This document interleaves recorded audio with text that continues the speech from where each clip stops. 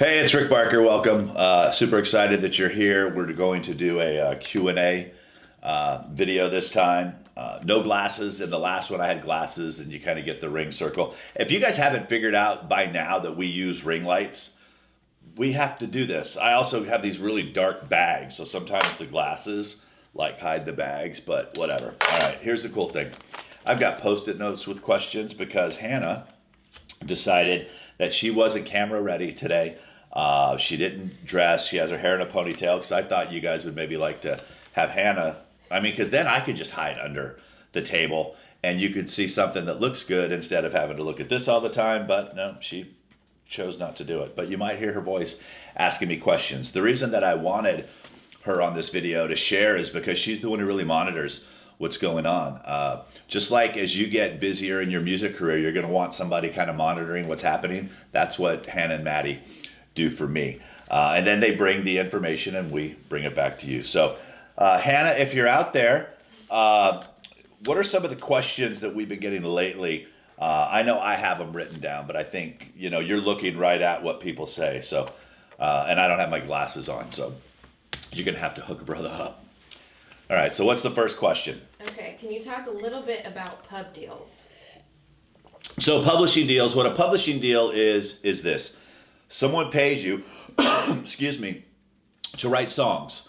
A lot of times there's a couple different publishing deals that are being done right now. Some mean that you get an advance every month, like a stipend, so they pay you to write. It's very small, and they have to recoup that back before you get your money. Also, too, is that there's co-publishing deals where you own part of the publishing, somebody else owns part of the publishing. There's opportunities where you're just a staff writer, you're writing songs that publisher is out pitching to other artists. Sometimes you get a publishing deal because you're the artist and they know that you're going to release a song. The problem is they're just not available. It's not like a store. You can't go to the publishing deal store.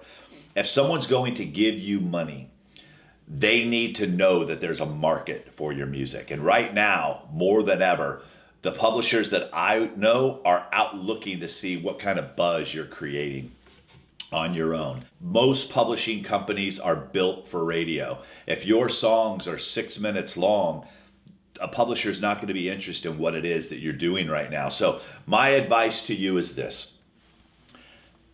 Go learn how to become a hit songwriter.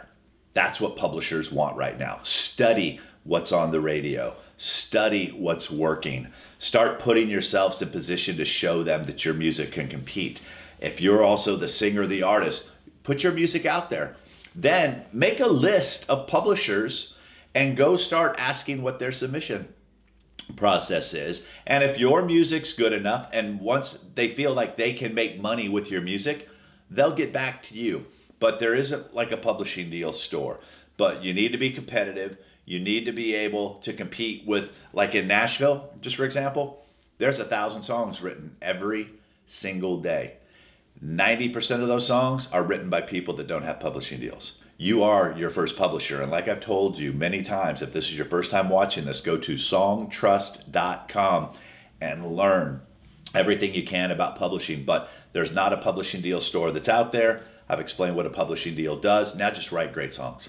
Okay, if you write great songs and they see people are admiring and sharing and downloading your great songs, you're going to have a much better chance to get a publishing deal than you had before. So I hope that helps. I'm not the publishing expert guy, but I'll just give you my 2 cents.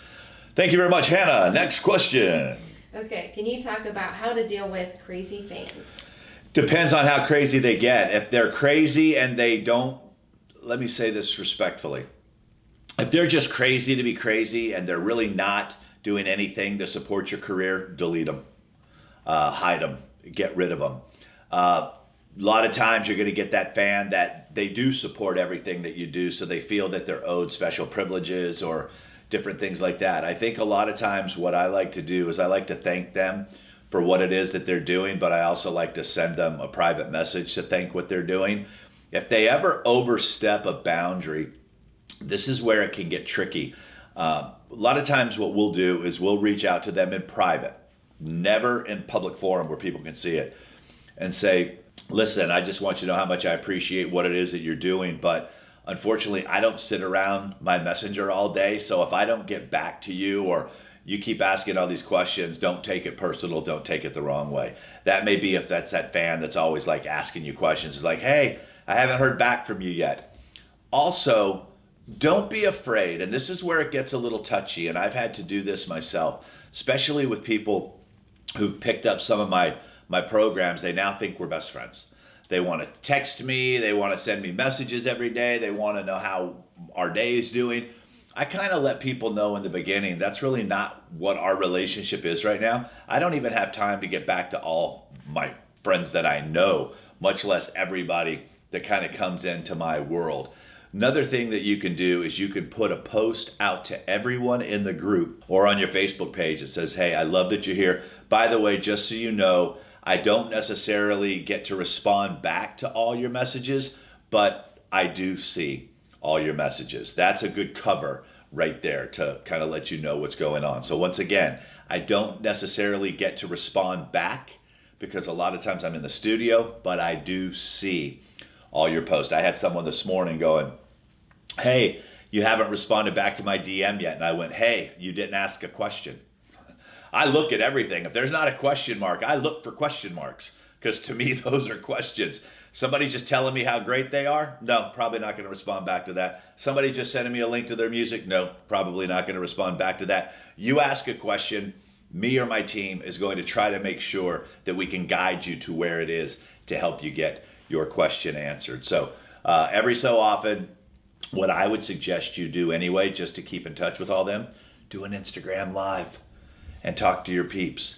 Do a Facebook Live and talk to your peeps and let them know, hey, once again, I'll be in asking your questions, checking in on you. Come join me at that time. And that could then be your response to that fan that's all the time wanting your attention. So you know what? I've set aside a time to be able to do this. Here's a link for you to, come join me for my next live. Matter of fact, I just thought of that off the top of my head. That's the route I would go because then you have an out. Maybe that'll work for you. Hannah, next question. Okay, how to know if your music is market ready?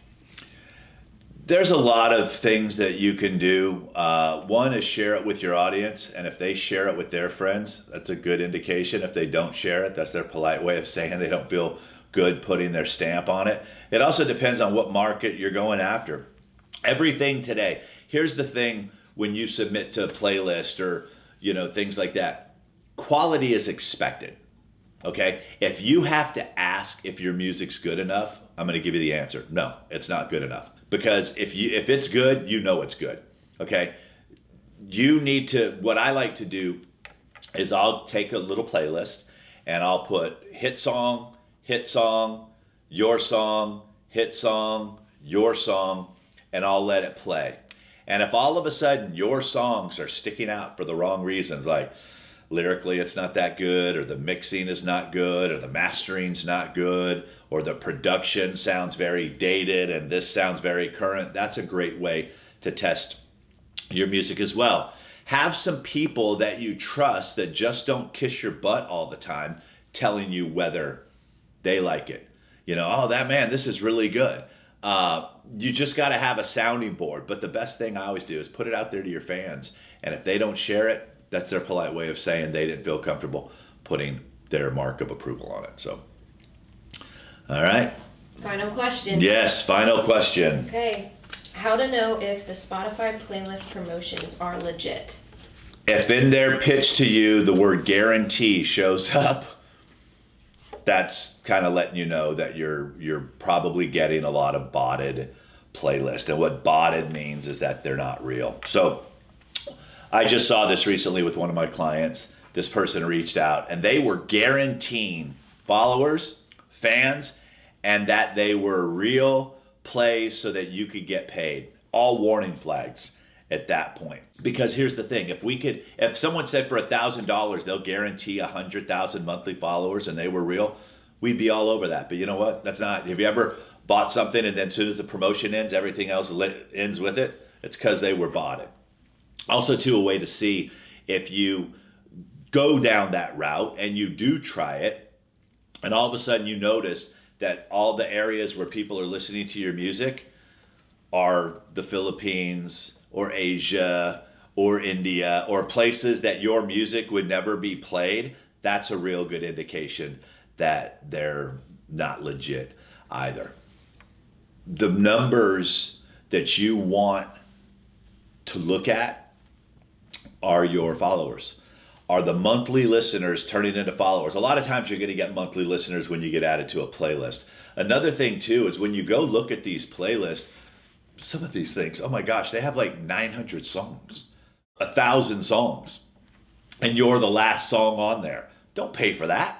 You could build your own playlist and give yourself more exposure than that. There is no shortcut.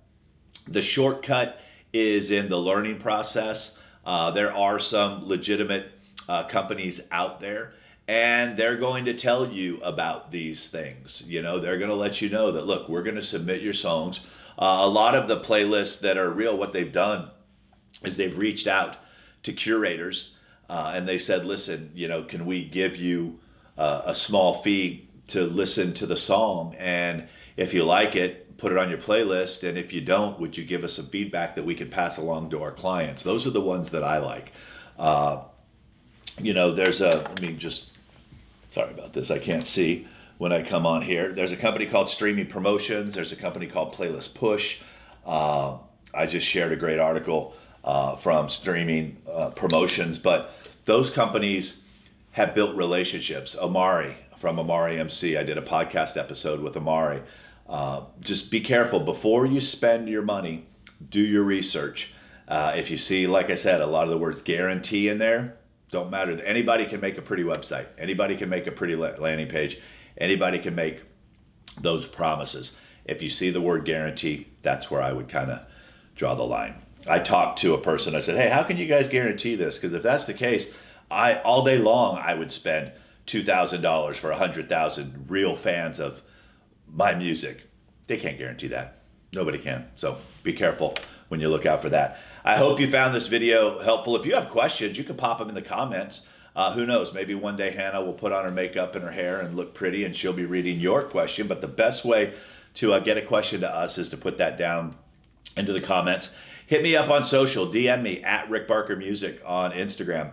Let me know what you thought of this. If you have a question, you can ask me there. Also, too, if social media is something that you have been lacking and you know that you need to be doing it in order to get your music heard, go to socialmediaformusic.com, link below. I just did a new updated training for that. And if you think having me in your world would help you, we can, talk to you about that as well. I have a great presentation on that. Just go to managemymusiccareer.com. Gives you an opportunity to see that presentation and take an assessment. See where you're at. Hard to know where you're going if we don't know where you started. All right, I appreciate you. Share below. All that fun stuff that Sunny tells me to talk about. Hit the bell. Bing. And we'll talk to you inside the next video. Ciao.